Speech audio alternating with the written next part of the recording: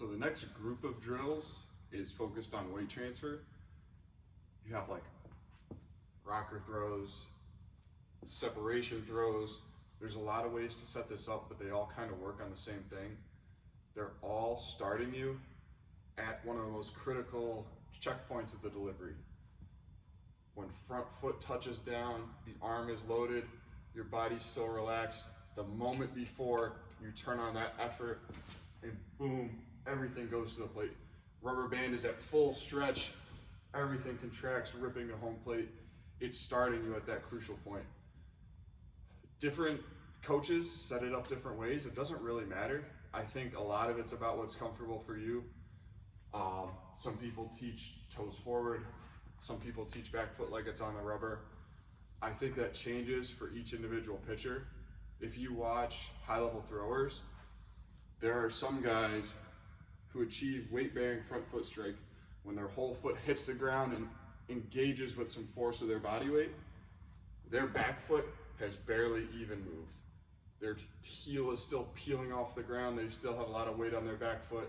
Some high-level throwers are a little bit more jumpy. Nothing crazy jumpy, but their back foot is pretty much off the ground. Their hips are still loaded, but their back toe is just the last thing on, and our hips are about to turn over. So there's some wiggle room there. If you feel more comfortable setting up heel on the ground loaded, that's fine.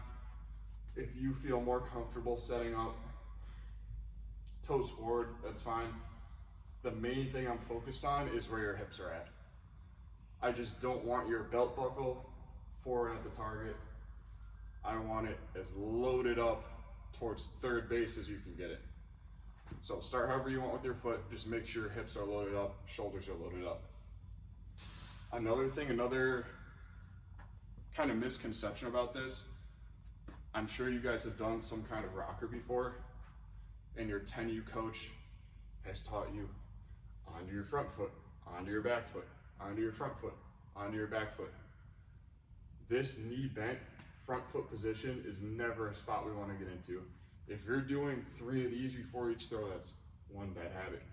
2 bad habits, bad throw. Please don't cushion with your front leg. If you want to do it as a rocker, little weight shift, little weight shift, little weight shift. Throw from behind your front foot. Don't overdo it with that. I see a lot of guys, I say throw from behind your front foot or post up your front leg, and they start throwing like this. Just with a stiff front leg that's constantly posted. That's not how it happens. It goes from bent to straight, and that's what drives hip rotation. So for this drill, any throwing implement you want. You can do a soccer ball, you could do a towel, you could do a dry rep, you could do a water bag, you could do a baseball. I'm gonna do a shot put throw. I think it takes the least amount of thinking, so you can really focus on your lower body. And I'm gonna set up toes to the target, because that's what feels best for me. From here, get low, turn your hips away. Watch what happens to my legs when I turn my hips away.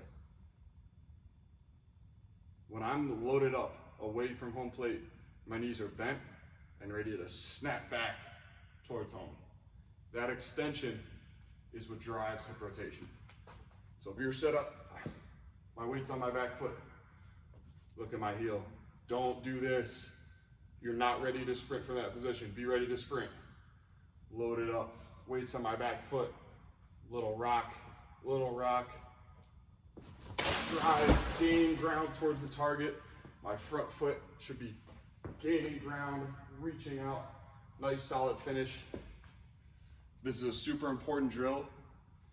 It covers a lot of the throw. So it's one of those things where the drill is for whatever you're consciously trying to work on. It's really about what you want to do.